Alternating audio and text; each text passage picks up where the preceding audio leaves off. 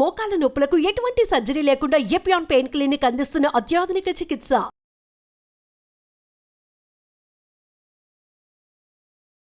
Welcome to Suman TV. ఆరోగ్యమే మహాభాగ్యం అన్నారు మన పెద్దలు. సో మన పెద్దల ఎక్స్పీరియన్స్ కానీ, వారి జీవన శైలి కానీ, వారి ఆహారపు అలవాట్లు తెలుసుకుంటే చాలా బాగుంటుంది కదా అండి. ఎందుకంటే వారు ఏది చెప్పినా మన మంచి కోసమే చెప్తారు. మరి ఈ మధ్య కాలంలో చూసుకుంటే గనక బాగా బరువు పెరిగిపోతున్నాము. ఏంటి కారణాలు, ఏం తప్పిదాలు చేస్తున్నాము అని ఒక క్లుప్తంగా వివరణ ఇవ్వడానికి ప్రస్తుతం మనతో పాటు ఉన్నారు న్యూట్రిషనిస్ట్ మరియు ప్రొఫెసర్ అంజలీదేవి గారు. వారితో మాట్లాడదాం. అమ్మా నమస్తే అమ్మా. నమస్కారం అమ్మా. ఫస్ట్ ఆఫ్ ఆల్ మీ విలువైన సమయాన్ని మా ప్రేక్షకుల కోసం కేటాయించినందుకు థ్యాంక్ యూ సో మచ్ అమ్మా. మరి అమ్మా ఏమంటారు, ఈ మధ్య కాలంలో చూసుకుంటే గనక చాలా బరువు పెరిగిపోతూ ఉన్నారు. ఎక్కువ మంది, ఎక్కువ శాతం చాలా బరువు పెరిగిపోతున్నారు. సమస్యలు కూడా అధికం అవుతున్నాయి. మరి మీకు చాలా అనుభవం ఉంది కాబట్టి చెప్పండి, ఏ విధంగా ఈ బరువుని తగ్గించుకోవచ్చు, బరువు పెరగకుండా ఏం చేయాలి అంటారు? బరువు అన్నది పెరగడమో తగ్గడం అన్నదానికి ముఖ్యంగా ఆహారం ఒకటే కాదు, మిగతా ఇట్లు కూడా ఉంటాయి. అవి రెండు కలుపుకొని సమన్వయంగా చేసుకుని ఉంటేనే వాళ్ళు బరువు మెయింటైన్ చేయగలుగుతారు. మొట్టమొదటి అంటే కొంతమంది ఓవర్ కాన్షియస్ ఉంటారు, అని బాగా తగ్గించేసి ఉంటారు, వాళ్ళు తగ్గరు. లేకపోతే ఏమొద్దులే అని చెప్పి తినేస్తూ ఉంటారు, వాళ్ళు బరువు అయిపోతారు. వాళ్ళు మళ్ళీ ఎక్సర్సైజ్లు చేస్తే కూడా తగ్గట్లేదు. ఇప్పుడు ఏంటంటే ఒక క్రమబద్ధకంగా తీసుకోవాల్సిన అవసరం ఉంది. ఆహారం ఏది తీసుకున్నా ఒక టైమింగ్స్ ప్రకారంగా వాళ్ళ చేసే పద్ధతి బట్టి, వాళ్ళ శరీర స్థితిని బట్టి, అంటే చిన్నపిల్లల, మధ్య వయసు వాళ్ళ, లేదా పెద్దవాళ్ళ, అది ఒకటి శరీర స్థితి. రెండోది వాళ్ళు చేసే పని. అంటే జస్ట్ కూర్చొని చేస్తారా అంటే ఒక సిట్టింగ్ వర్క్ అని చెప్పేసి మామూలుగా సెడెంటరీ వర్కర్స్ అంటాం మేము. అంటే కూర్చొని చేసే పని, ఎక్కువ ఎక్సర్సైజ్ లేకుండా, ఎక్కువ తిరగకుండా ఉండే వాళ్ళకి ఒక రకంగా ఉంటుంది. బాగా పరిగెత్తి చేసి చూడండి, ఇప్పుడు అథ్లెట్స్ అటువంటి వాళ్ళందరూ ఉంటారు, వాళ్ళది ఇవన్నీ ఒకటి చేసే పని మీద ఆధారపడుతుంది, వాళ్ళ వయసు మీద ఆధారం ఉంటుంది.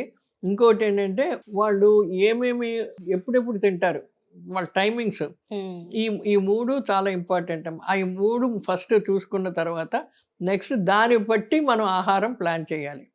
డైరెక్ట్గా ఇప్పుడు ఏంటంటే అడల్ట్ ఉమెన్ అని అనుకున్నాం అనుకోండి, ఆవిడకి డైరెక్ట్గా ప్లాన్ చేసేలేం. ప్రతి మనిషికి రకరకాలుగా చేయవలసి వస్తుంది. అంటే జనరల్గా చెప్పడం మటుకు చాలా కష్టం. జనరల్గా కొన్ని ఉంటాయి, అది జాగ్రత్తగా ఇప్పుడు పెరగకుండా ఉండాలి, తక్కువ ఉండాలంటే మనిషికి డిఫరెంట్ ఉంటుంది. అంటే వాళ్ళు చేసే పద్ధతులు బట్టి, వాళ్ళు తినే ఆహారం బట్టి, తర్వాత వాళ్ళు వెజిటేరియనా నాన్ వెజిటేరియనా అన్నది ఇవన్నీ ఆలోచించుకొని దాన్ని బట్టి ఆహారం ప్లాన్ చేసుకోవాలి. మొట్టమొదటి ఏంటంటే పిండి పదార్థాలు చాలా తక్కువగా ఉండాలి. పిండి పదార్థాలు అంటే బియ్యము, గోధుమలు, దుంప కూరలు, ఇవన్నీ ఎక్కువ కార్బోహైడ్రేట్ ఉండే పదార్థాలు అన్నమాట. దాన్ని పిండి పదార్థాలు అంటాం. అవి చాలా తగ్గించుకోవాలి. ఎంత మినిమం తీసుకోవచ్చు అంటే అంత. ఇప్పుడు మామూలుగా నార్మల్ వెయిట్ ఉన్న వాళ్ళకి 200 గ్రాములు అంటాం రోజుకి. ప్రొద్దున బ్రేక్ఫాస్ట్ నుంచి రాత్రి పండుకునే వరకు చేసుకుంటే 200 గ్రాములు అంటాం పిండి పదార్థాలు. అవి కూడా ఏంటంటే ఒక్కసారి 200 గ్రాములు కదా ఏదో దాంట్లో తినేస్తే ఎలాగా అన్నది కాదు, అది ఈక్వల్గా డిస్ట్రిబ్యూట్ చేసుకోవాలి. ఇప్పుడు మనం ఏంటంటే ఇప్పుడు మధ్యాహ్నం భోజనంలో బాగా భోజనం చేసాం అనుకోండి, అక్కడే మనకి ఆ క్యాలరీస్ డైజెస్ట్ అయిపోయి క్యాలరీస్ అన్నీ ఒంటికి అయిపోతాయి. మీరు ఎక్సర్సైజ్ చేయనప్పుడు ఆ ఉన్న క్యాలరీస్ అన్నీ ఫ్యాట్ కింద కన్వర్ట్ అయిపోద్ది. సేమ్ అదే ఆహారాన్ని మీరు ఈక్వల్గా డిస్ట్రిబ్యూట్ చేస్తే, మీరు చేసే పనికి తగ్గట్టు మీరు ఆహారం తిన్నారు కాబట్టి ఆ క్యాలరీస్ అన్నీ వాడుకుంటాం కాబట్టి ఇంకా క్యాలరీస్ మిగలవు ఫ్యాట్ కింద కన్వర్ట్ అవ్వడానికి. అలాంటి వాళ్ళు బరువు పెరగరు. సో ముఖ్యంగా ఏంటంటే ఆహారంతో పాటు వాళ్ళు చేసే పని, ఆ టైమింగ్స్, ఈ మూడు మ్యాచ్ చేస్తేనే మనిషి మెయింటైన్ చేయగలుగుతారు, లేకపోతే చేయడం చాలా కష్టం. ఇక మీన్స్ ఏంటంటే ముఖ్యంగా పిండి పదార్థాలు చాలా తక్కువగా తినాలి. అది తక్కువ అని చెప్పి బాగా తగ్గకూడదు. మాంసకృతులు అంటాం, మటను, చికెన్, తర్వాత ఏమో కోడిగుడ్లు, అదే కాక శాకాహారులేమో పప్పులు, ఇవన్నీను ఎక్కువ హై ప్రోటీన్ ఫుడ్స్ అనమాట. అవి అరే మనం పిండి పదార్థాలు తినొద్దన్నారు కదా అని చెప్పేసి మనం ఇవి తిన్నామంటే ఇది కూడా క్యాలరీస్ కింద కన్వర్ట్ అయిపోతాయి. ఎప్పుడైతే పిండి పదార్థాల్లో క్యాలరీస్ రావో ఈ ప్రోటీన్స్ కూడా క్యాలరీస్ కింద కన్వర్ట్ అయిపోయి దానివల్ల కూడా మనుషులు బరువు పెరుగుతారు. అది కూడా మనం రోజుకి 30-40 గ్రాములే తీసుకోవాలి. అంటే ఏంటి, ఒక మటన్ అంటే 2-3 ముక్కల కంటే ఎక్కువ తినకూడదు.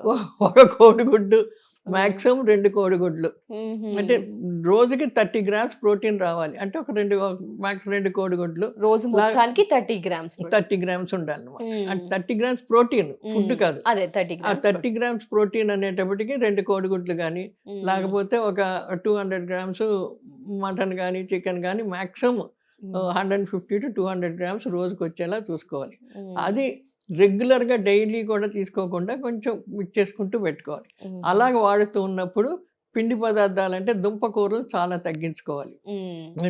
బియ్యం గోధుమలు ఇవన్నిటికంటే దుంపకూరలు తగ్గించుకుంటే అప్పుడు మన క్యాలరీస్ అడ్జస్ట్ అవుతాయి.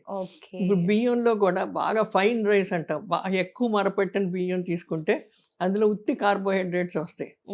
ఈజీగా అది క్యాలరీస్ కింద కన్వర్ట్ అయిపోయి మనుషులు బరువు పెరిగిపోతారు.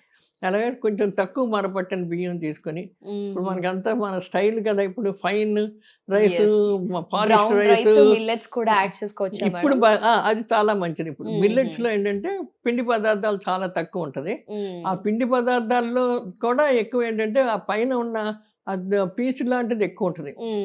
ఈ కార్బోహైడ్రేట్ లో ఒకటి ఏంటంటే చాలా సాఫ్ట్ కార్బోహైడ్రేట్స్ అంటే ఈజీగా క్యాలరీస్ కింద కన్వర్ట్ అయ్యి, కొన్ని ఏమో ఫైబర్ టైప్ ఉంటుంది. ఫైబర్ ఎక్కువ ఉన్నప్పుడు అది క్యాలరీస్ కింద కన్వర్ట్ అవ్వదు. అది మనిషికి మలబద్ధకం లేకుండా ఉంటుంది. అదేమో ఆహారం కూడా తిన్నప్పుడు మనకు నిండుగా అనిపిస్తుంది, అంటే ఇంకా ఎక్కువ తినేయాలని అనిపిస్తుంది. అదే ఇప్పుడు దుంపలు బాగా ఉడకపెట్టి చేసినవి ఇలాంటి ఫైన్ కార్బోహైడ్రేట్స్ తిన్నామంటే ఇంకా ఎక్కువ తినేస్తాం. ఇది కొంచెం తిన్నా కూడా ఫైబర్ ఉంది కాబట్టి ఆకలి తగ్గిపోద్ది, కాబట్టి పొట్ట నిండిపోద్ది, కాబట్టి మనం చాలా తక్కువ తింటాం. ఇలా ఈ చిన్న చిన్న విషయాలన్నీ పెట్టుకొని మనిషికి ప్రతి వయసుకి ఒక పట్టిక ఉంటుంది. ఆ ఆహార పట్టిక ప్రకారంగా ఆ వయసుకు తగ్గ ఆహారం తీసుకుంటే మనిషి మెయింటైన్ అవుతూ ఉంటారు.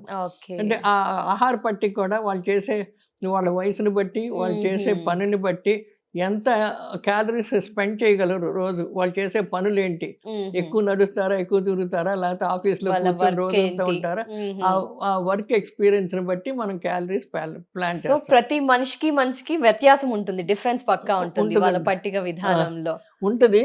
కానీ మనం ఏంటంటే జనరల్ గా చెప్తాము, కానీ మనిషి మట్టుకు వాళ్ళు ప్లాన్ చేసుకొని చేసుకుంటే అప్పుడు బాగుంటుంది. తినే విధానంలో ఎన్ని పూటలని సజెస్ట్ చేస్తారమ్మా? 3 పూటలా, 4, 2 తినాలి అంటారా? అది కూడా మనిషికి వ్యత్యాసం ఉంటుంది అంటారా? అది ఎక్కువ వ్యత్యాసం ఉండదు, కానీ క్వాంటిటీ వ్యత్యాసం ఉంటుంది. క్వాంటిటీ మాత్రమే, అది ఎలా తింటున్నారు, ఎంత క్వాంటిటీ అన్నది ఉంటుంది. మార్నింగ్ ప్రొద్దున్నే బ్రేక్ఫాస్ట్ కంపల్సరీ. ఒక్కోసారి ఏంటంటే మధ్యలో మిడ్ లంచ్ అని చేసి తింటారు. అలాంటప్పుడు ఫ్రూట్స్ ఎలాంటివో తినచ్చు. మళ్ళీ మధ్యాహ్నం లంచ్, 4 గంటలకి స్నాక్స్, రాత్రి ఏమో రాత్రి డిన్నర్ తర్వాత పండుకునేటప్పుడు కాస్త పాలు ఏదో ఒక లిక్విడ్ తీసుకొని పండుకోవచ్చు. కానీ లేట్ నైట్ డిన్నర్ తింటే మనుషులు చాలా బరువు పెరుగుతారు. లేట్ నైట్స్ మీరు కూడా అవాయిడ్ చేయమనే చెప్తున్నారు. బట్ అందరు చూసుకుంటే సొసైటీ మొత్తం లేట్ నైట్స్ మాత్రమే తింటూ ఉన్నారు. దానికి ఆప్షన్ ఏం లేదంటారా అమ్మ? ముందే తినాలి, పాలు తాగడం బెటర్ అంటారా? అలా అని కాదు, లేట్ నైట్ తిన్నవాళ్ళు వెంటనే పడుకోకుండా కొంత అరిగేలాగా కొంత ఎక్సర్సైజ్ చేయడం, కొంత కూర్చొని ఉండడం ఏదో చేస్తే ఇది వస్తుంది. కానీ ఎవ్రీడే లేట్ నైట్ పెట్టుకోవడం మనిషికి అది కొంచెం మంచిది కాదు. అది మార్చుకోవడం కొంచెం మంచిది. అది తప్పకుండా అమ్మా. నమస్తే అమ్మా, thank you so much. Okay అండి.